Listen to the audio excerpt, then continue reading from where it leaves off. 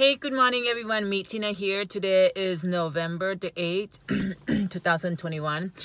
Today I would like to talk about the subject or the topic that I have been asked a lot by a lot of comments on my YouTube here. Is the heart palpitation due to post-COVID pneumonia. So for those of you who have heart palpitation after you are discharged from the hospital, after you have this COVID pneumonia, depending on how much infiltrates or information that you have. In my case, I was released from the hospital last year, October 21st, 2020, and my infiltrate was full. I mean, both of my lungs were filled with infiltrates or information.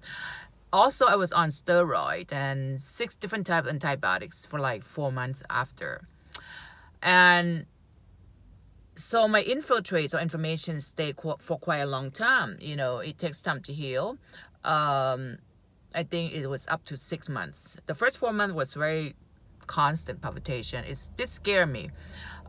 Sometimes even in my bed laying down. Okay, so just to let you know that this can be okay. You just have to make sure that, one, you need to get an x-ray every month. Most doctors, some doctors said, well, every 6 months. Well, that's traditional. I mean, once a year or every 6 months. But that's not when you have a bad COVID pneumonia and you have inflammation and you have the heart palpitation or hard to breathe, and your lungs still, you're not able to take deep breathing.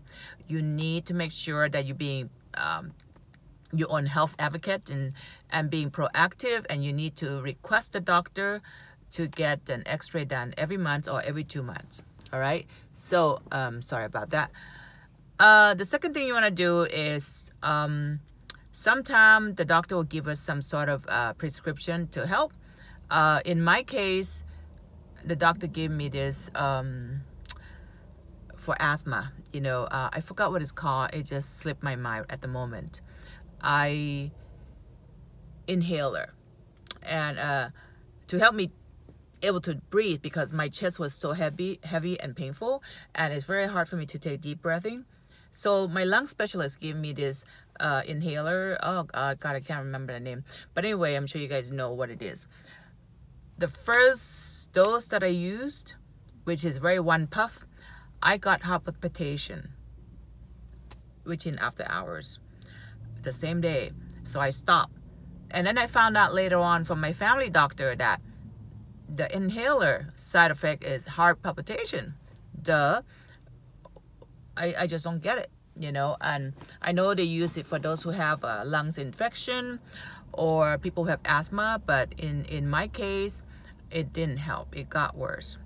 So I stopped. So I have a lady, I forgot your name, maybe Christine. You posted and made a comment about taking some prescription. It felt worse.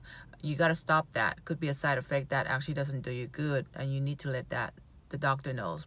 So there are a few things I would like to recommend you to do when you have heart palpitation.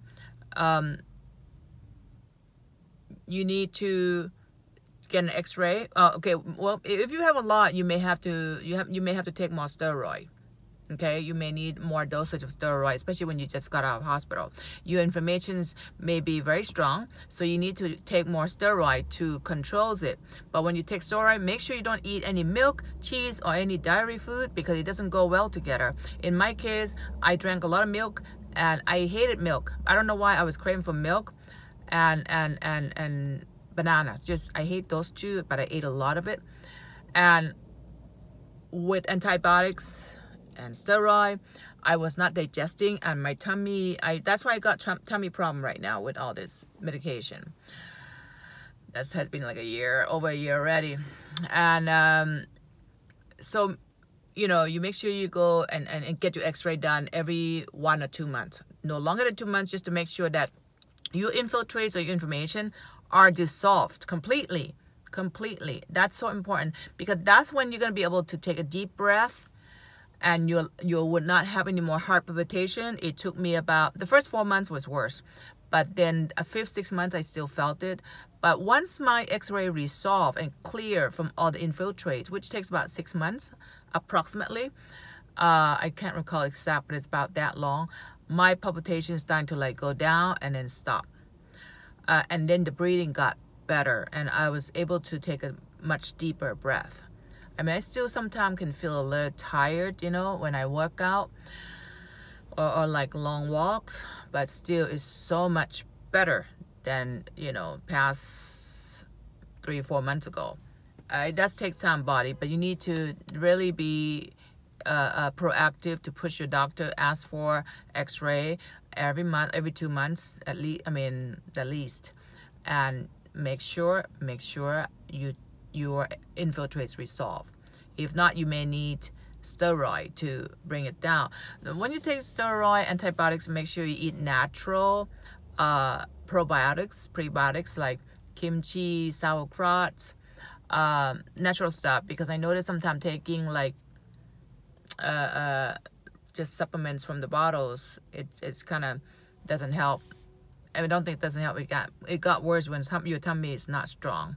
Okay, so that's gonna be, you know, this information on this video about heart palpitation. And oh, also, I kept saying that many times, but this is very important and it works. Let me tell you, it works. All the nurses told me that, doctors told me that. I don't understand why some hospitals, some nurses, they don't do that. But at my hospital that I went to, they put me on prone the very first night. And I was really bad. I went in the hospital a little too late. But they put, one nurse, she put me on prone position, and I think that saved my life. I still prone like up to 6 months after I was discharged from the hospital. So you must do that because it helps keep your lungs open. If you don't believe me, just keep checking on your pulse oximeter. When your pulse oximeter is staying constant high, that's because of prone position. But if you don't do prone during, especially in the beginning when you got discharged from the hospital and you have a hard time to breathe, you're gonna notice that your pulse oximeter or your oxygen saturation are not going up fast enough or just staying low, and you're gonna have a hard time to breathe, and then therefore chest pain. Okay, well, thank you for listening. Click like, subscribe, or share this video to anyone who you think might be helpful to them. And I send a lot of hugs and prayers to everyone who's going through this. I have gone through it, and I felt alone and lonely. And I remember when I first got out of the hospital, I looked up all YouTubes. I couldn't get any information to help me out. So this is my own journey, and that's why I'm doing this video. And just be positive and be hopeful, and you are gonna heal. Okay, so ciao. Thank you very much for listening. Bye, guys.